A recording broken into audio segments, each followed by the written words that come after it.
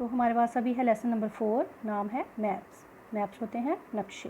तो एक नक्शा क्या होता है, तो ये हमें नक्शा दिखाया है इंडिया का, ठीक है। तो इसको क्या किया है, पूरी इंडिया को, भारत को हमने एक पेज पे ड्रा की है उसकी बाउंड्री। तो इस तरह से जो बाउंड्री हमने ड्रा की है या जो पिक्चर बनाई है, इसको हम बोलते हैं नक्शा। कैसे डिफाइन कर सकते हैं, that it is the representation or a drawing of the earth or a part of it on a flat surface according to a scale. तो ये एक ड्राइंग है, अर्थ की हो सकती है, पूरी अर्थ की या अर्थ के किसी भी हिस्से की। हमने एक फ्लैट सरफेस पे बनाया है और एक स्केल यूज़ किया है। स्केल का मीनिंग होता है कि आपका 1 सेंटीमीटर जो ड्राइंग पे है वो एक्चुअल में ऑन ग्राउंड कितने किलोमीटर के बराबर है या कितने मीटर्स के बराबर है। तो एक मैप हमें क्या दिखाता है, तो इस तरह हमें देखिए, यहाँ पर देखिए जहाँ पे दिखाया गया लेफ़्ट में आपको थार डेजर्ट दिखाया गया है। तो मैप हमें बहुत सारी चीज़ें पता करने में हेल्प करता है, किसी एक प्लेस को अच्छी तरह से समझने में हमारी हेल्प करता है। तो अभी हम पढ़ेंगे यूजेस ऑफ मैप्स। मैप का क्या यूज़ है।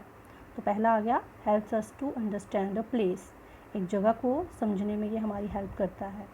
Easy small picture of a large place, बहुत बड़ी जगह की ये हमने छोटी सी पिक्चर ड्रा की हुई है और इसको देख के हम बहुत सारी चीज़ों को बता सकते हैं, कहाँ पर कौन सा रेस्टोरेंट है, स्कूल कहाँ है, म्यूज़ियम कहाँ है, ये सारी चीज़ें हम उस मैप पर दिखा सकते हैं। नंबर 2 है, it acts as a guide, हमें रास्ता दिखाता है। तो डिफरेंट रूट्स हम मैप पे दिखा सकते हैं, डायरेक्शंस दिखाई होती हैं उसमें हमें, ईस्ट वेस्ट नॉर्थ और साउथ, और नॉर्थ डायरेक्शन हमें वहाँ पे शो करनी होती है। डिफरेंट रोड्स, लैंडमार्क्स हम मैप पे देख सकते हैं और उनके बारे में जान सकते हैं। तो जब हम कोई भी मैप बनाते हैं, नीचे स्केल लिखा होता है। स्केल क्या होता है, ratio between actual distance and distance shown on map. आपने मैप में कितना डिस्टेंस बताया है और एक्चुअल में वो कितना है, उन दोनों की कितनी रेशो होगी, वो हमारा स्केल हो जाएगा। जैसे on the basis of scale हमारे पास 2 तरह के मैप होते हैं, small scale map and large scale map. तो पहले हम करेंगे स्मॉल स्केल मैप क्या होता है। इसमें हम बड़े बड़े महाद्वीप, कंट्रीज़, देश और भी बहुत सारी चीज़ें दिखा सकते हैं। बहुत बड़ी बड़ी चीज़ों को हम छोटा करके अपने पेज पे उसकी ड्राइंग बनाते हैं, उसको मैप बोलते हैं। और नीचे स्केल में लिखा है 5 सेंटीमीटर शो करेगा कि वो एक्चुअल में ग्राउंड पे कितना डिस्टेंस है, वो 500 किलोमीटर के बराबर है, ठीक है। तो ये डिस्टेंस बताना बहुत ज़रूरी है। उसके बाद आता है लार्ज स्केल मैप। इसमें हम किसी गांव का नक्शा बना सकते हैं, सिटी का बना सकते हैं या कस्बे का बना सकते हैं। और फिर यहाँ पे हमारा जो स्केल है वो कुछ ऐसा बनता है कि 5 सेंटीमीटर हम शो करते हैं 500 मीटर के बराबर, ठीक है। मतलब ऑन ग्राउंड अगर 500 मीटर होगा तो नक्शे में हम उसको 5 सेंटीमीटर का डिस्टेंस लेकर बनाएंगे और ये हमें ज़्यादा इन्फॉर्मेशन देता है अगर हम इसका कंपैरिजन करें हमारे स्मॉल स्केल मैप के साथ। जब कभी हमें कोई मैप बनाना होता है तो हमें 3 चीज़ों का ध्यान रखना पड़ता है, उनको हम बोलते हैं कंपोनेंट्स ऑफ मैप। मैप में इन 3 चीज़ों का ध्यान रखते हैं हम। फर्स्ट है डिस्टेंस, दूरी। सेकंड है डायरेक्शन, दिशा। तीसरा है सिंबल यानी कि निशान। डिस्टेंस आ गया दूरी शो करने के लिए, जैसे हमने अभी डिस्कस किया कि इसमें हम एक स्केल यूज़ करते हैं, हम लार्ज स्केल मैप भी बना सकते हैं और स्मॉल स्केल मैप भी बना सकते हैं। और अगर हम डिस्टेंस का ना ध्यान रखें तब क्या होगा, तब हमारे पास कुछ इस तरह का मैप जो है वो बनेगा। यहाँ पर नीचे स्केल लिखा है 1 centimetre is equal to 250 kilometre. तो यहाँ पे डिस्टेंस जब ध्यान में रख के ये मैप बनाया है तो कुछ इस तरह से बना जैसे हमारा लेफ़्ट साइड पे है, और राइट साइड पे बनेगा अगर हम डिस्टेंस का ध्यान नहीं रखेंगे तो हमें इस तरह का मैप देखने को मिलेगा जो बिल्कुल भी सही मैप हमारा नहीं होगा। तो इसका मतलब है जब भी हमने मैप बनाना है तो डिस्टेंस को ध्यान में रख कर ही बनाना है। दूसरा कंपोनेंट ऑफ मैप हमारे पास है डायरेक्शन। डायरेक्शन मीन्स दिशा। तो दिशा दिखाना बहुत इंपॉर्टेंट है। जब भी कोई मैप हम बनाते हैं उसके राइट हैंड कॉर्नर पे ऊपर हम दिशा दिखाते हैं, जैसे एरो लगाकर हमने लिखा है नॉर्थ। अगर एक भी दिशा हमें पता होगी तो हम चारों दिशाओं का पता लगा सकते हैं। फॉर एग्जांपल ऊपर नॉर्थ है तो नीचे आ जाएगा साउथ, हमारी राइट पे आ जाएगा ईस्ट और हमारी लेफ़्ट पे आ जाएगा वेस्ट। तो हम चारों डायरेक्शंस पता कर सकते हैं अगर हमें एक भी दिशा पता होगी तो। और अगर हम डायरेक्शन शो नहीं करेंगे तो मैप कुछ इस तरह से दिखेगा और ना ही हमें समझ आएगा। तो यहाँ पर 2 मैप हैं, इन दोनों में से सही कौन सा है, तो लेफ़्ट वाला सही है और राइट वाला बिल्कुल भी सही नहीं है। तो अगर डायरेक्शन सही नहीं दिखाई होगी तो मैप को स्टडी करना बहुत ही ज़्यादा मुश्किल हो जाता है।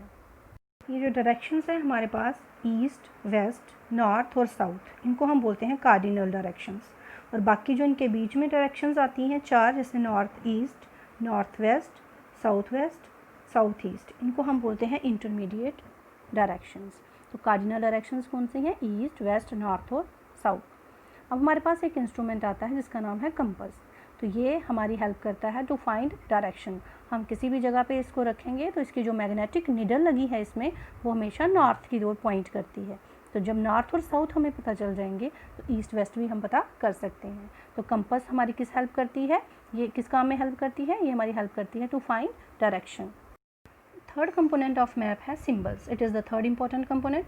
It is not possible to draw on a map the actual shape and size of different features such as buildings, roads, bridges, trees, railway lines. तो ये सारी चीज़ें जैसे बिल्डिंग है, रोड है, रास्ते हैं, पुल हैं, पेड़ हैं, ये सारे हम वैसे के वैसे ड्रा नहीं कर सकते जैसे कि वो एक्चुअल में होते हैं। उसके लिए हमने कुछ सिंबल डिवाइस किए हैं, ठीक है, हमने कुछ सिंबल्स रखे हैं, कुछ निशान रखे हैं। फॉर एग्जांपल ट्री को हम ऐसे शो करेंगे, ग्रास, ब्रिज के लिए हम ये सिंबल यूज़ करेंगे, रेलवे लाइन के लिए सिंबल है और रिवर के लिए सिंबल है।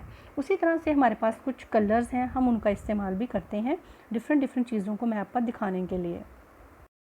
तो maps have a universal language that can be understood by all. अब तो जब ये सिंबल इस्तेमाल करने हैं हमने, तो ये इंटरनेशनली एक जैसे होने चाहिए। जहाँ कहीं भी मैप बनाया जाएगा तो यही वाले ये सिंबल्स का इस्तेमाल किया जाएगा, ठीक है। तो ये वहाँ पर एक इंटरनेशनल एग्रीमेंट हुआ है इन सिंबल्स के बारे में। तो जो सिंबल्स एक्सेप्टेड हैं, इंटरनेशनली एक्सेप्टेड हैं, उनको हम बोलते हैं कन्वेंशनल सिंबल्स। तो यहाँ पर हमें कन्वेंशनल सिंबल्स दिखाए गए हैं। जैसे रेलवे लाइन के लिए हमने डिफरेंट रेलवे लाइन के लिए कैसा सिंबल बनाना है, रेलवे स्टेशन के लिए कैसे बनाना है, रोड्स, पक्का रोड, कच्चा road, boundary, international boundary, state boundary, district boundary किस तरह से शो करनी है, river, well, tank, canal, bridge, ये उनकी सारी शेप्स दी गई हैं हमें, ठीक है। ट्रीज़ कैसे बनाने हैं, ग्रास कैसे बनाने हैं। तो ये कुछ कन्वेंशनल सिंबल्स हैं जो हर मैप पे एक जैसे रहेंगे ताकि हम मैप को अच्छी तरह से स्टडी कर सकें। तो अभी हमारे पास है match of the following. Number 1 cardinal direction, answer आएगा D, east, west, north and south. Symbols on map, F answer tree है, जहाँ पे बना है ब्रिज है और रिवर है। नंबर 3 1 सेंटीमीटर 100 मीटर के बराबर है, तो 6 centimetre 600 metre, answer E. Number 4 compass is use for, answer B आएगा finding direction. Number 5 components of map कौन से हैं? डायरेक्शन है, डिस्टेंस है और symbol. Symbols help by giving us more information about place, तो 6 का आएगा सी। तो इस तरह से हम ये match of the following solve कर सकते हैं।